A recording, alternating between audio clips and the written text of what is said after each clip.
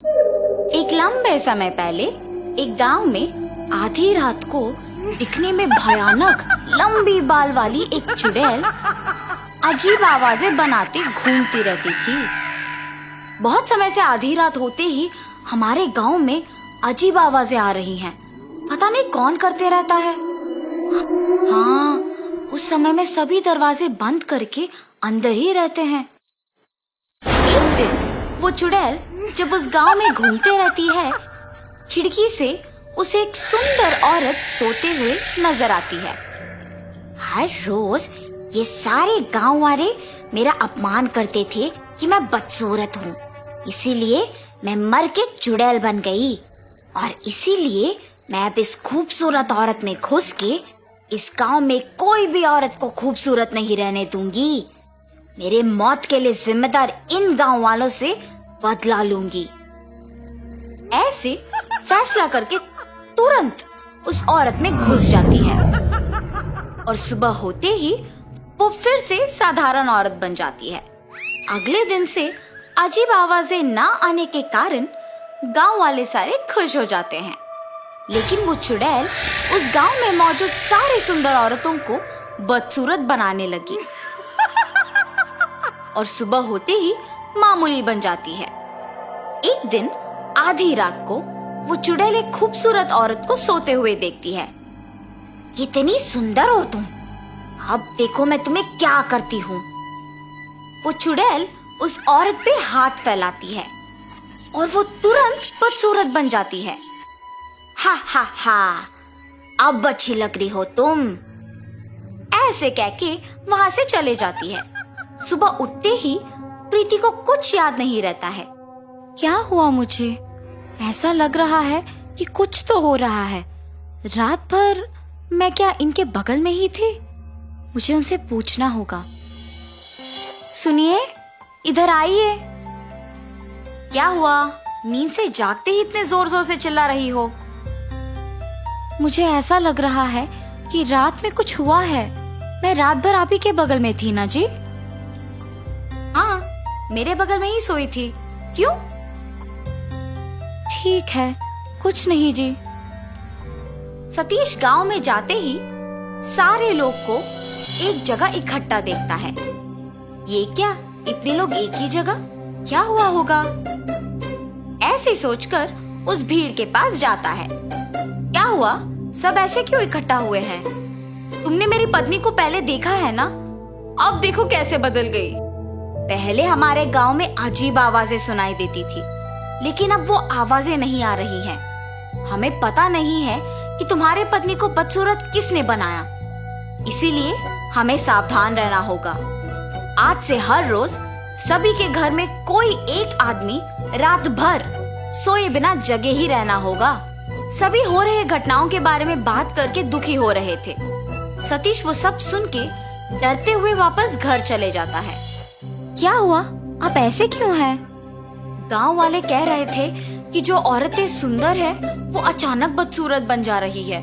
तुम सावधान रहो, अगर किसी पे शक है तो मुझे तुरंत बता दो। आपकी बातें सुनकर मुझे भी डर लग रहा है जी। उस रात को सारे गांव वाले लिए हुए फैसले के अनुसार करते हैं और अपने घर में सतीश भी सोने की नाटक करता है। ठीक 12 बजे प्रीति को बिस्तर से उठकर एक आईना लेके उसमें अपने आप को देखते हुए देख सतीश दंग रह जाता है। अब हर रोज की तरह मुझे इस आईने को छुपाना होगा। ऐसे सोच के तुरंत चुड़ैल के रूप में बदल जाती है। उस आईने को एक जगह छुपा के घर से निकल जाना सतीश देख डर के मारे बिस्तर पे बेहोश हो जाता है। सुबह होश में आके नींद से जाग उठता है। प्रीति को हमेशा की तरह देख वो आश्चर्यचकित हो जाता है। क्या हुआ? आप मुझे देख ऐसे डर क्यों रहे हैं? मैं क्यों डरूंगा? मुझे किसी से डर नहीं है।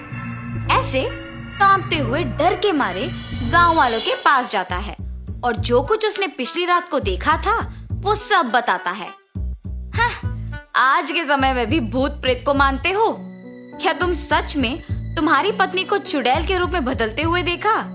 तो तुम सोच रहे हो कि गांव में हो रहे घटनाओं का तुम्हारी पत्नी वजह है। अगर तुम लोगों को मेरे बात पे यकीन नहीं है तो मेरे साथ मेरे घर आओ। मेरी पत्नी को दिखे बिना एक कोने से उसे देखो। सतीश के ऐसे कहने पर गांव वाले उसके साथ उसके घर जाते हैं और एक कोने में छुप जाते हैं। रात के 12 बजते ही प्रीति अचानक नींद से जाग के एक आईने में अपने आप को देखना वो सब देखते हैं। उस आईने में देखते हुए वो एक चुड़ैल में बदल जाती है। ये देख सारे डर जाते हैं। उस चुड़ैल को घर से बाहर जाते हुए देख सारे उसका पीछा करते हैं। वो चुड़ैल एक सुंदर औरत को देख उसके पास जाती है। कितनी सुंदर हो तुम, देखना मैं तुम्हें कितनी बदसूरत बना दूंगी। ऐसे कह के वो अपने हाथों को फैलाती है और उसे बदसूरत बना देती है। ये सब देख गांव वाले दंग रह जाते हैं। हा हा हा, बाकी औरतों को भी ऐसे ही बदसूरत बनाना होगा। अब तो मेरे बातों का यकीन करोगे ना तुम लोग। तुम सही कह रहे थे, अगर हमने इस चुड़ैल को ऐसे ही छोड़ दिया तो वो सबको बदसूरत बनाएगी। इसका हल जल्दी सोचना होगा। एक मिनट, ये अपने आप को आईने में देख चुड़ैल बनी है। इसका मतलब ये है कि इसका और उस आईने का कुछ संबंध है। हाँ, मैंने भी उस दिन यही देखा। उस चुड़ैल से पहले ही घर पहुंच के हमें उस आईने को ढूंढना होगा। हाँ हाँ, चलो चलो।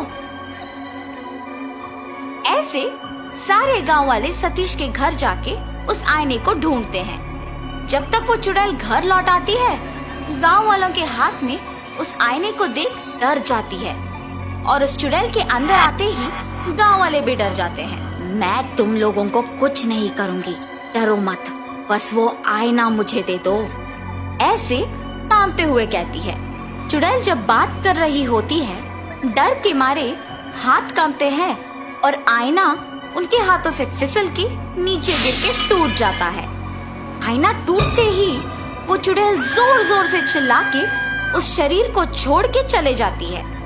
कुछ देर बाद प्रीति होश में आ जाती है और हमेशा की तरह रहती है। ये तो अच्छा हुआ कि आईना हमारे हाथों से फिसल के टूट गया। कुछ किए बिना ही ये समझ आ गया कि इस आईने में ही इस चुड़ैल का प्राण था। उस चुड़ैल के जाने पे सारे बदसूरत औरतें वापस खूबसूरत बन गई और गांव वाले भी खुश हुए। तब से गांव वाले उस चुड़ैल के बिना खुशी से जीते हैं।